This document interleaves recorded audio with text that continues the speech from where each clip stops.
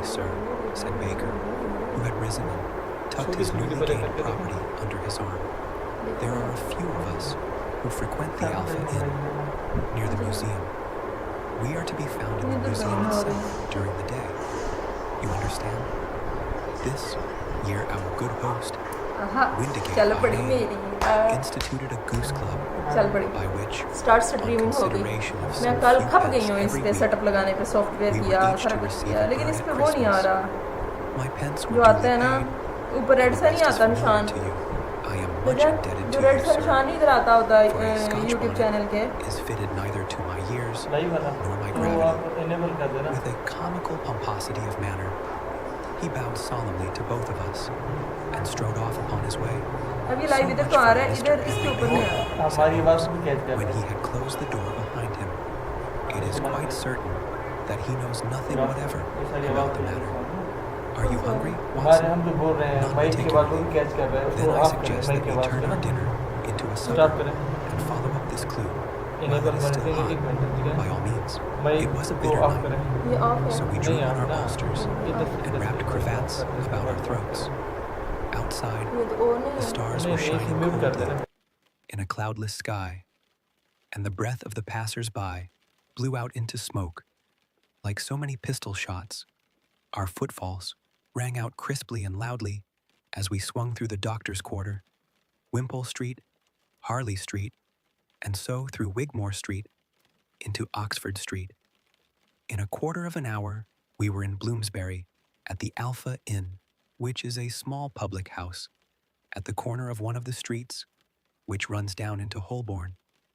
Holmes pushed open the door of the private bar and ordered 2 glasses of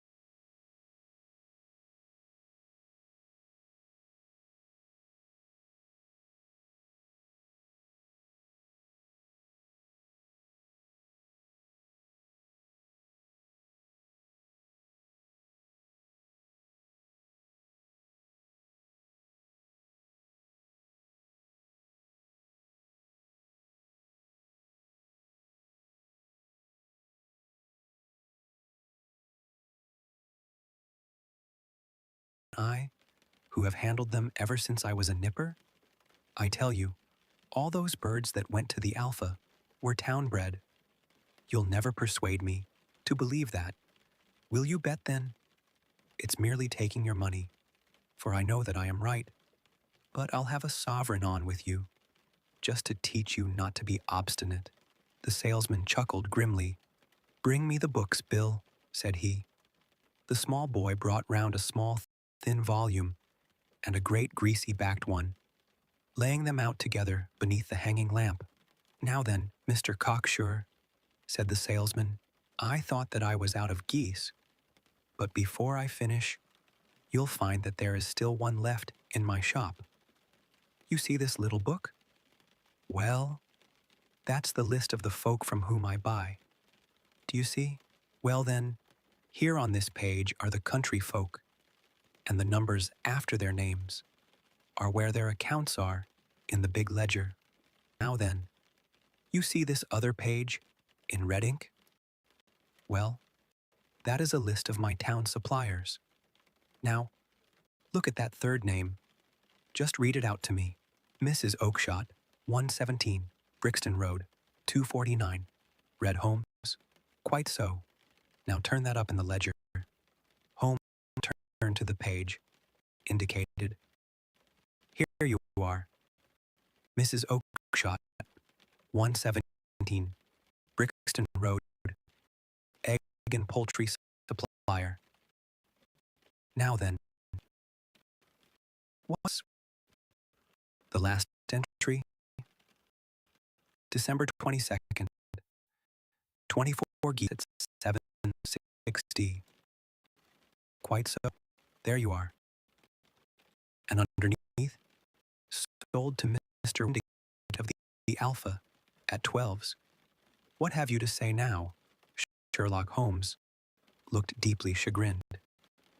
He drew a sovereign from his pocket and threw it down upon the slab, turning away with the air of a man whose disgust is too deep for words.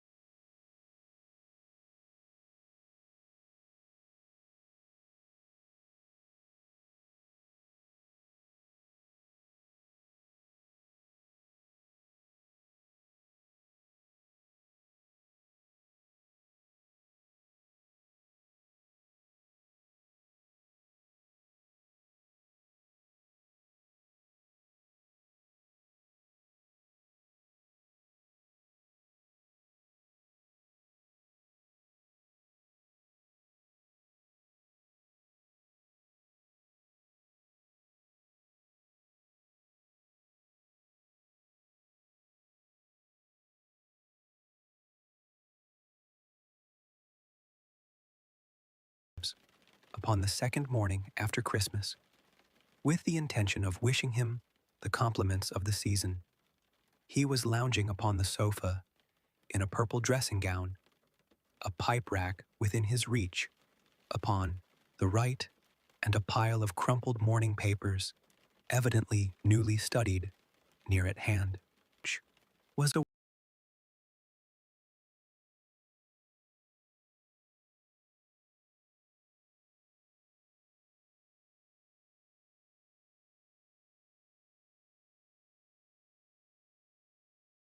forceps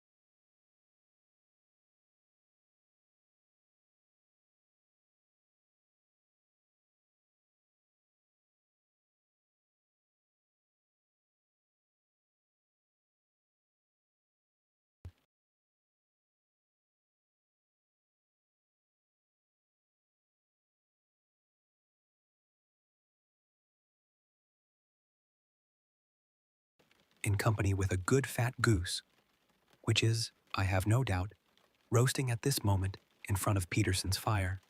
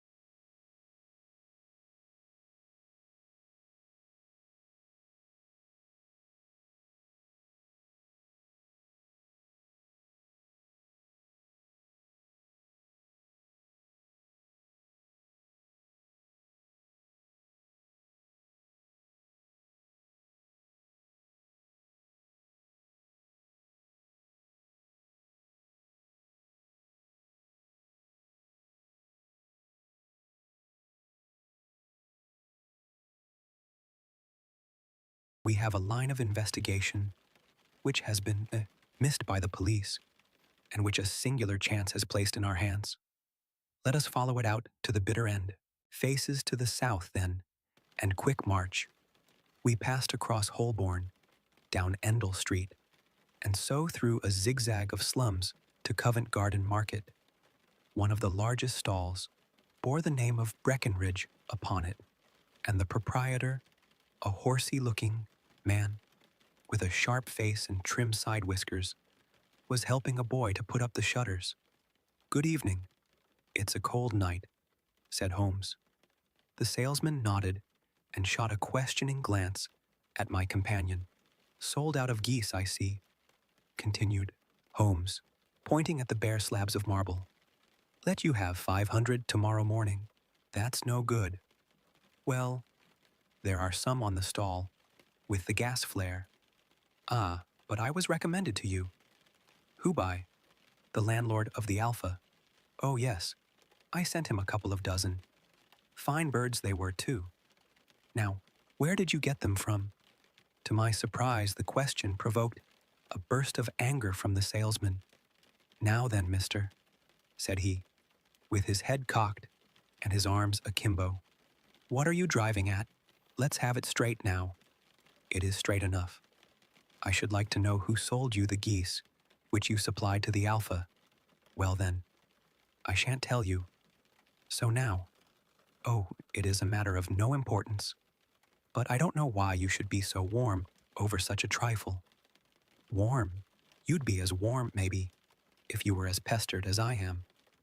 When I pay good money for a good article, there should be an end of the business.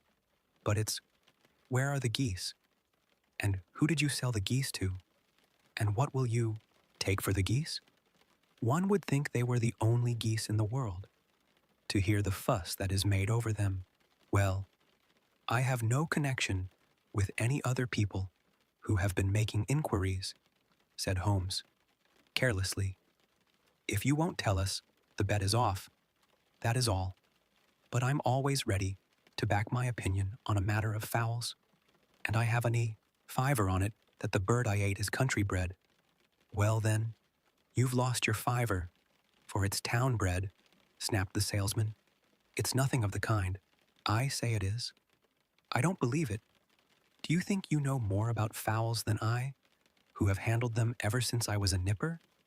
I tell you, all those birds that went to the Alpha were town-bred. You'll never persuade me to believe that. Will you bet, then? It's merely taking your money, for I know that I am right. But I'll have a sovereign on with you, just to teach you not to be obstinate." The salesman chuckled grimly. "Bring me the books, Bill," said he. The small boy brought round a small thin volume and a great greasy-backed one, laying them out together beneath the hanging lamp. "Now then, Mr. Cocksure," said the salesman, "I thought that I was out of geese, but before I finish, you'll find that there is still one left in my shop.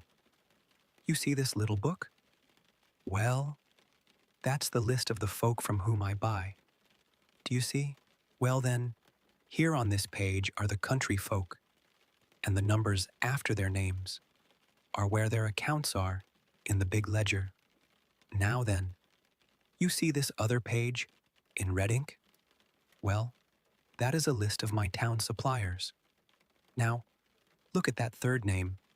Just read it out to me. Mrs. Oakshott, 117, Brixton Road, 249. Read Holmes. "Quite so. Now turn that up in the ledger." Holmes turned to the page, indicated. "Here you are. Mrs. Oakshott, 117, Brixton Road, egg and poultry supplier. Now then, what's the last entry? December 22nd, 24 geese at 7.6d. Quite so. There you are. And underneath, sold to Mr. Windigate of the Alpha at 12s. What have you to say now?" Sherlock Holmes looked deeply chagrined. He drew a sovereign from his pocket and threw it down upon the slab, turning away with the air of a man whose disgust is too deep for words.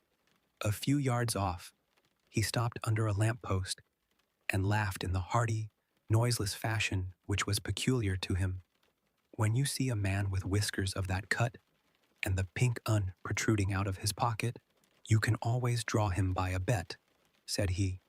I dare say that if I had put $100 down in front of him, that man would not have given me such complete information as was drawn from him by the idea that he was doing me on a wager. Well, Watson, we are, I fancy, nearing the end of our quest, and the only point which remains to be determined is whether we should go on to this Mrs. Oakshott tonight, or whether we should reserve it for tomorrow. It is clear from what that surly fellow said that there are others besides ourselves who are anxious about the matter, and I should. His remarks were suddenly cut short by a loud hubbub which broke out from the stall, which we had just left. Turning round, we saw a little rat-faced fellow standing in the center of the circle of yellow light, which was thrown by the swinging lamp, while Breckenridge, the salesman, framed in the door of his stall, was shaking his fists fiercely at the cringing figure. I've had enough of you and your geese, he shouted. I wish you were all at the devil together. If you come pestering me any more with your silly talk, I'll set the dog at you. You bring Mrs. Oakshott here, and I'll answer her. But what have you to do with it? Did I buy the geese off you? No. But one of them was mine all the same, whined the little man. Well then, ask Mrs. Oakshott for it. She told me to ask you. Well, you can ask the King of Prussia, for all I care. I've had enough of it. Get out of this. He rushed fiercely forward, and the inquirer flitted away into the darkness. "Ha! This may save us a visit to Brixton Road," whispered Holmes. "Come with me, and we will see what is to be made of this fellow." Striding through the scattered knots of people who lounged round the flaring stalls, my companion speedily overtook the little man and touched him upon the shoulder. He sprang round, and I could see in the gaslight that every vestige of color had been driven from his face. "Who are you, then? What do you want?" he asked in a quavering voice. "You will excuse me," said Holmes blandly, "but I could not help overhearing the questions which you put to the salesman just now. I think that I could be of assistance to you." "You? Who are you? How could you know anything of the matter?" "My name is Sherlock Holmes. It is my business to know what other people don't know. But you can know nothing of this?" "Excuse me. I know everything of it. You are endeavoring to trace some geese which were sold by Mrs. Oakshott of Brixton Road to a salesman named Breckenridge, by him in turn to Mr. Windigate of the Alpha, and by him to his club, of which Mr. Henry Baker is a member." "Oh, sir, you are the very man whom I have longed to meet," cried the little fellow with outstretched hands and quivering fingers. "I can hardly explain to you how interested I am in this matter."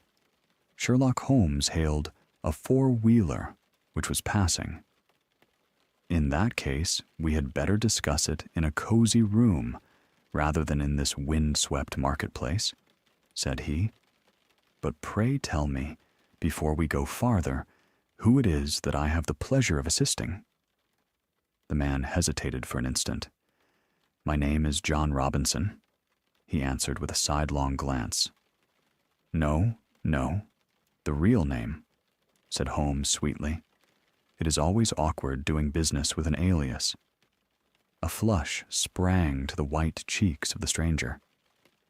"Well then," said he, "my real name is James Ryder." "Precisely so. Head attendant at the Hotel Cosmopolitan. Pray step into the cab, and I shall soon be able to tell you everything which you would wish to know." The little man stood glancing from one to the other of us with half-frightened, half-hopeful eyes, as one who is not sure whether he is on the verge of a windfall or of a catastrophe. Then he stepped into the cab, and in half an hour, we were back in the sitting room at Baker Street. Nothing had been said during our drive, but the high, thin breathing of our new companion and the claspings and unclaspings of his hands spoke of the nervous tension within him. "Here we are," said Holmes cheerily as we filed into the room. "The fire looks very seasonable in this weather.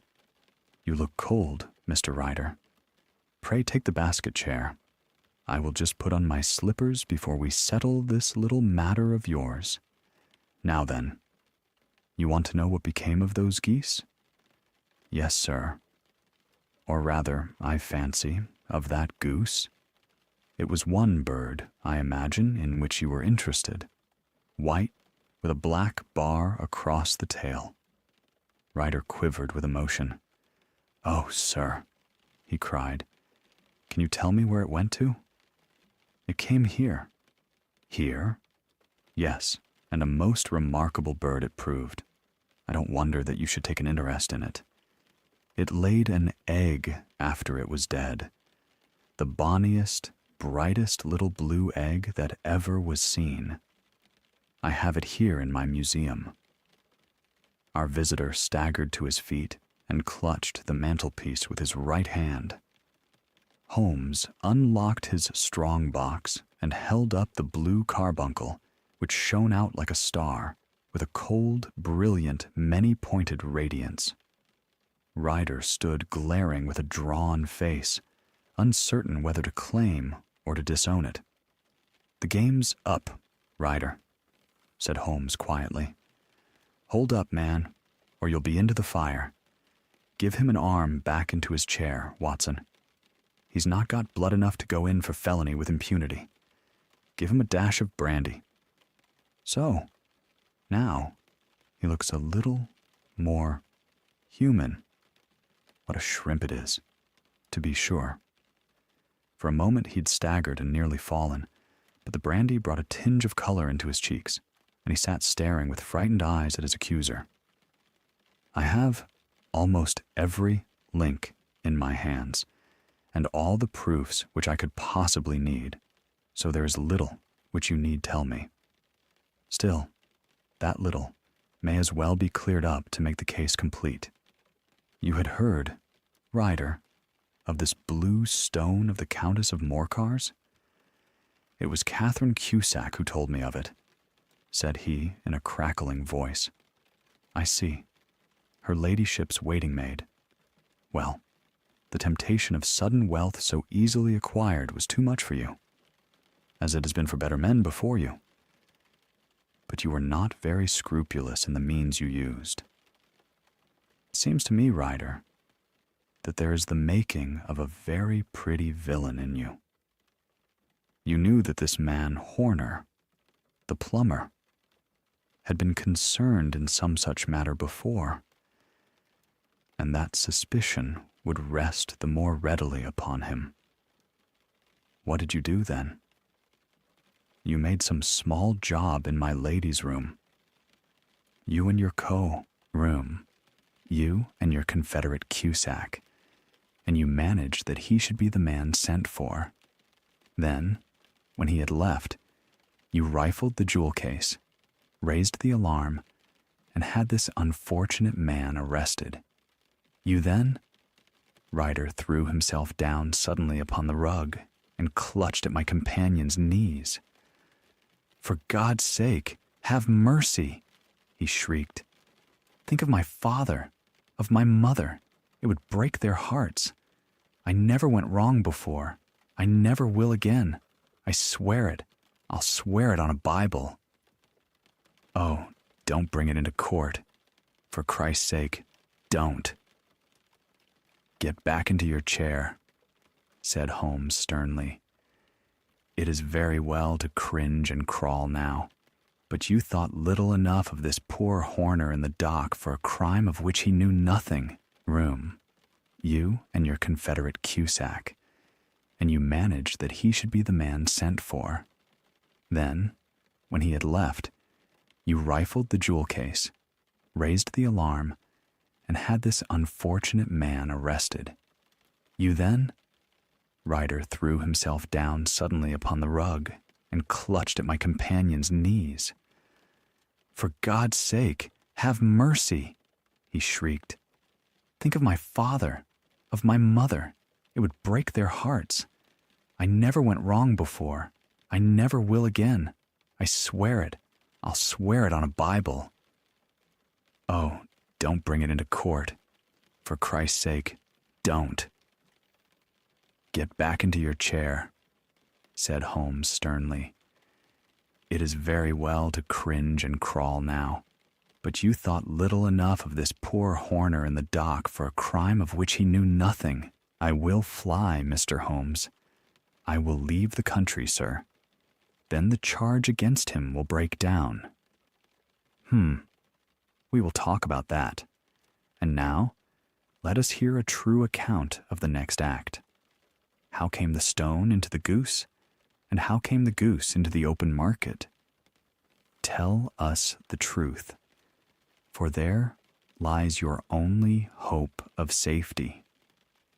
Ryder passed his tongue over his parched lips.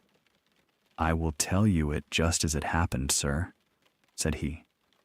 "When Horner had been arrested, it seemed to me that it would be best for me to get away with the stone at once, for I did not know at what moment the police might not take it into their heads to search me and my room.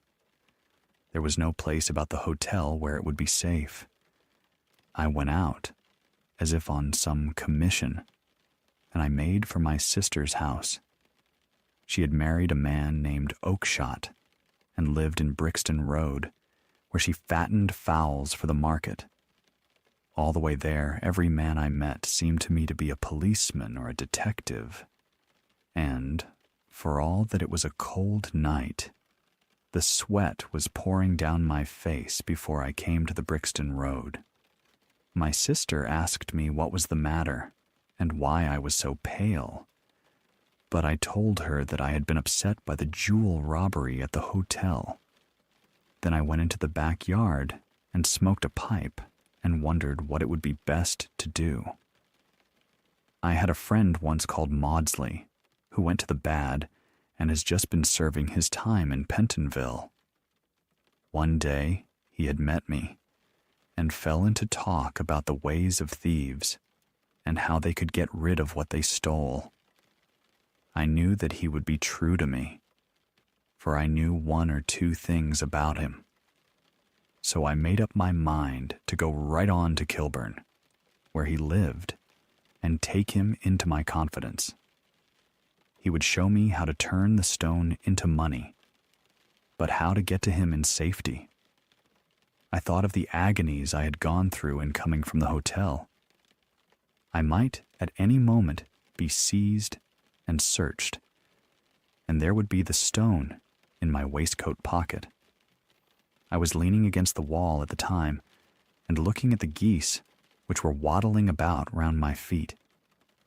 And suddenly, an idea came into my head which showed me how I could beat the best detective that ever lived. My sister had told me, some weeks before, that I might have the pick of her geese for a Christmas present, and I knew that she was always as good as her word. I would take my goose now, and in it I would carry my stone to Kilburn.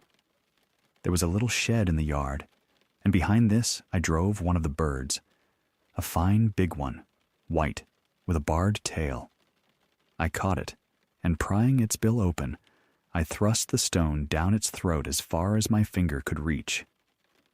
The bird gave a gulp, and I felt the stone pass along its gullet and down into its crop. But the creature flapped and struggled, and out came my sister to know what was the matter.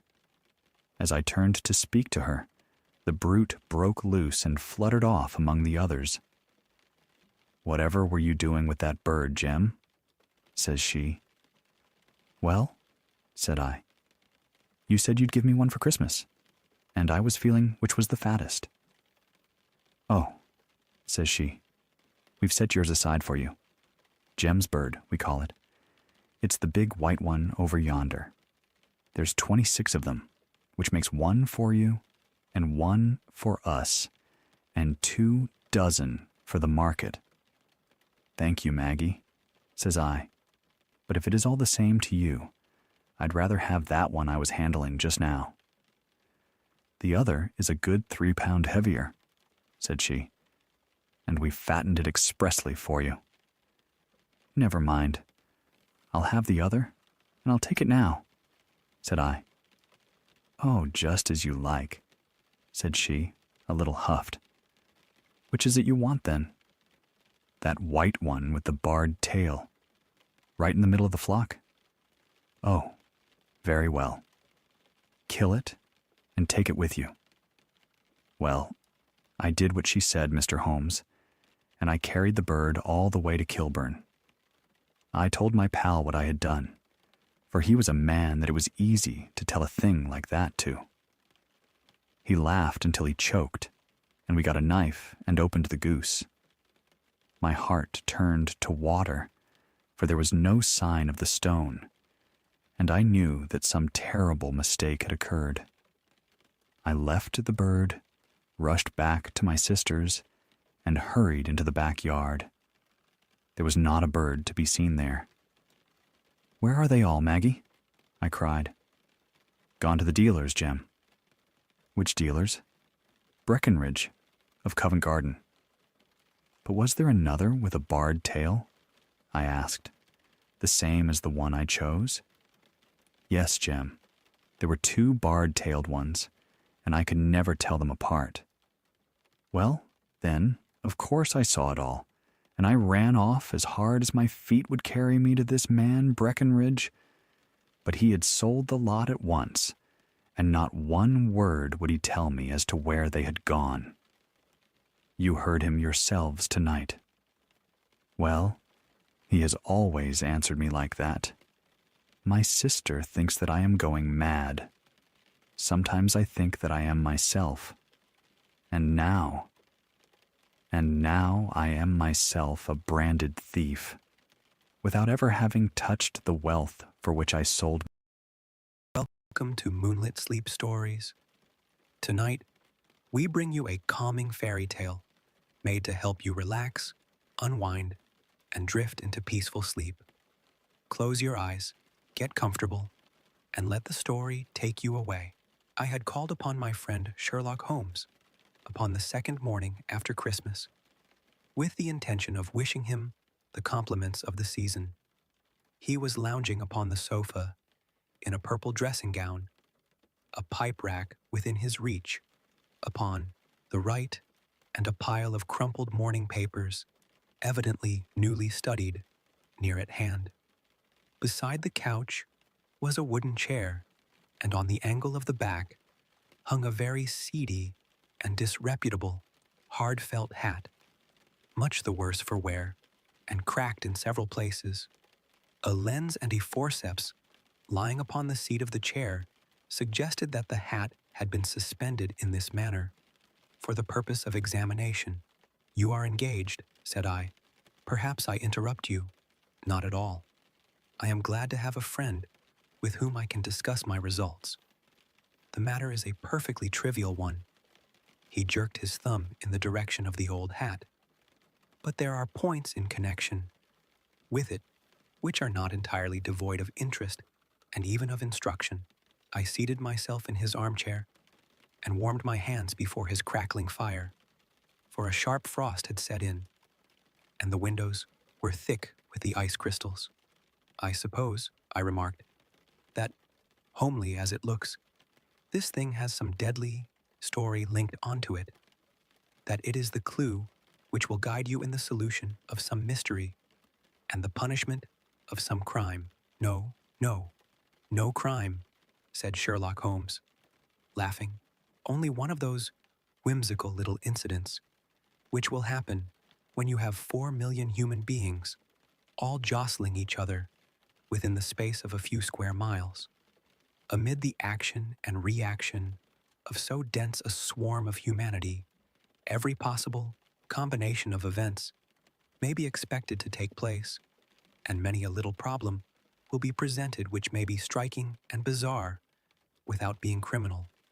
We have already had experience of such, so much so, I remarked, that of the last 6 cases which I have added to my notes, 3 have been entirely free of any legal crime. Precisely. You allude to my attempt to recover the Irene Adler papers, to the singular case of Miss Mary Sutherland, and to the adventure of the man with the twisted lip. Well, I have no doubt that this small matter will fall into the same innocent category. You know Peterson, the commissionaire? Yes, it is to him that this trophy belongs. It is his hat. No, he found it. Its owner is unknown. I beg that you will look upon it not as a battered billycock, but as an intellectual problem, and first, as to how it came here. It arrived upon Christmas morning, in company with a good fat goose, which is, I have no doubt, roasting at this moment in front of Peterson's fire. The facts are these. About 4 o'clock on Christmas Eve morning, Peterson, who, as you know, is a very honest fellow, was returning from some small jollification and was making his way homeward down Tottenham Court Road. In front of him he saw, in the gaslight, a tallish man, walking with a slight stagger and carrying a white goose slung over his shoulder. As he reached the corner of Goodge Street, a row broke out between this stranger and a little knot of roughs. One of the latter knocked off the man's hat, on which he raised his stick to defend himself, and swinging it over his head, smashed the shop window behind him. Peterson had rushed forward to protect the stranger from his assailants, but the man, shocked at having broken the window, and seeing an official-looking person in uniform rushing towards him, dropped his goose, took to his heels, and vanished amid the labyrinth of small streets which lie at the back of Tottenham Court Road. The roughs had also fled at the appearance of Peterson, so that he was left in possession of the field of battle, and also of the spoils of victory in the shape of this battered hat and a most unimpeachable Christmas goose, which surely he restored to their owner. My dear fellow, there lies the problem. It is true that, for Mrs. Henry Baker, was printed upon a small card which was tied to the bird's left leg, and it is also true that the initials H.B. are legible upon the lining of this hat. But as there are some thousands of Bakers and some hundreds of Henry Bakers in this city of ours, it is not easy to restore lost property to any one of them. What, then, did Peterson do? He brought round both hat and goose to me on Christmas morning, knowing that even the smallest problems are of interest to me. The goose we retained until this morning, when there were signs that, in spite of the slight frost, it would be, well, that it should be eaten without unnecessary delay. Its finder has carried it off, therefore, to fulfill the ultimate destiny of a goose, while I continue to retain the hat of the unknown gentleman who lost his Christmas dinner. Did he not advertise? No. Then, what clue could you have as to his identity? Only as much as we can deduce. From his hat? Precisely. But you are joking. What can you gather from this old battered felt? Here is my lens. You know my methods. What can you gather yourself as to the individuality of the man who has worn this article? I took the tattered object in my hands and turned it over rather ruefully. It was a very ordinary black hat of the usual, round shape, hard and much the worse for wear. The lining had been of red silk, but was a good deal discolored. There was no maker's name, but, as Holmes had remarked, the initials H.B. were scrawled upon one side. It was pierced in the brim for a hat secure, but the elastic was missing. For the rest, it was cracked, exceedingly dusty, and spotted in several places, although there seemed to have been some attempt to hide the discolored patches by smearing them with ink.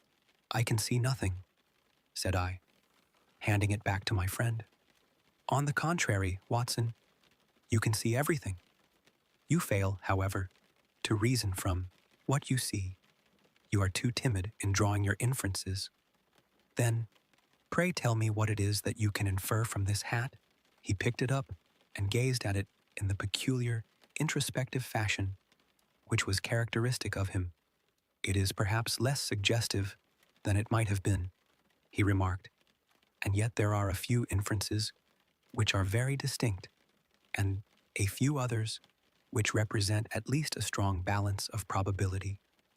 That the man was highly intellectual is of course obvious upon the face of it, and also that he was fairly well-to-do within the last 3 years. Although he has now fallen upon evil days, he had foresight, but has less now than formerly, pointing to a moral retrogression, which, when taken with the decline of his fortunes, seems to indicate some evil influence, probably drink, at work upon him. This may account also for the obvious fact that his wife has ceased to love him. My dear Holmes, he has, however, retained some degree of self-respect," he continued, disregarding my remonstrance.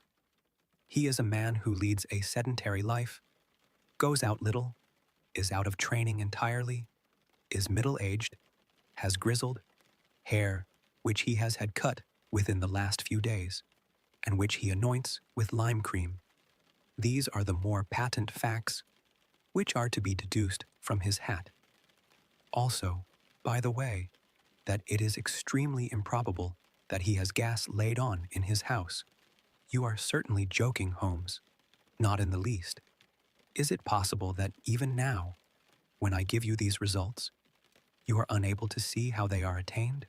I have no doubt that I am very stupid, but I must confess that I am unable to follow you. For example, how did you deduce that this man was intellectual?" For answer, Holmes clapped the hat upon his head. It came right over the forehead and settled upon the bridge of his nose. "It is a question of cubic capacity," said he. "A man with so large a brain must have something in it. The decline of his fortunes, then. This hat is 3 years old. These flat brims curled at the edge came in then. It is a hat of the very best quality. Look at the band of ribbed silk and the excellent lining. If this man could afford to buy so expensive a hat 3 years ago, and has had no hat since, then he has assuredly gone down in the world. Well, that is clear enough, certainly. But how about the foresight and the moral retrogression?" Sherlock Holmes laughed. "Here is the foresight," said he, putting his finger upon the little disc and loop of the hat securer. "They are never sold upon hats. If this man ordered one, it is a sign of a certain amount of foresight, since he went out of his way to take this precaution against the wind. But since we see that he has broken the elastic and has not troubled to replace it, it is obvious that he has less foresight now than formerly, which is a distinct proof of a weakening nature. On the other hand, he has endeavored to conceal some of these stains upon the felt by daubing them with ink, which is a sign that he has not entirely lost his self-respect. Your reasoning is certainly plausible. The further points that he is middle-aged, that his hair is grizzled, that it has been recently cut, and that he uses lime cream are all to be gathered from a close examination of the lower part of the lining. The lens discloses a large number of hair ends, clean cut by the scissors of the barber. They all appear to be adhesive, and there is a distinct odor of lime cream. This dust, you will observe, is not the gritty, gray dust of the street, but the fluffy brown dust of the house, showing that it has been hung up indoors most of the time, while the marks of moisture upon the inside are proof positive that the wearer perspired very freely and could therefore hardly be in the best of training. But his wife, You said that she had ceased to love him. This hat has not been brushed for weeks. When I see you, my dear Watson, with a week's accumulation of dust upon your hat, and when your wife allows you to go out in such a state, I shall fear that you also have been unfortunate enough to lose your wife's affection. I shall fear that you also have been unfortunate enough to lose your wife's affection. But he might be a bachelor. Nay, he was bringing home the goose as a peace offering to his wife. Remember the card upon the bird's leg. You have an answer to everything. But how on earth do you deduce that the gas is not laid on in his house? One tallow stain, or even two, might come by chance. But when I see no less than 5, I think that there can be little doubt that the individual must be brought into frequent contact with burning tallow, walks upstairs at night, probably with his hat in one hand and a guttering candle in the other. Anyhow, he never got tallow stains from a gas jet. Are you satisfied? Well, it is very ingenious, said I, laughing. But since, as you said just now, there has been no crime committed and no harm done save the loss of a goose, all this seems to be rather a waste of energy. Sherlock Holmes had opened his mouth to reply when the door flew open, and Peterson, the commissionaire, rushed into the apartment with flushed cheeks and the face of a man who is dazed with astonishment. The goose! Mr. Holmes, the goose, sir, he gasped. Eh? What of it then? Has it returned to life and flapped off through the kitchen window? Holmes twisted himself round upon the sofa to get a fairer view of the man's excited face. See here, sir. See what my wife found. In its crop, he held out his hand and displayed upon the center of the palm a brilliantly scintillating blue stone, rather smaller than a bean in size, but of such purity and radiance that it twinkled like an electric point in the dark hollow of his hand. Sherlock Holmes sat up with a whistle. By Jove, Peterson, said he, this is treasure trove indeed.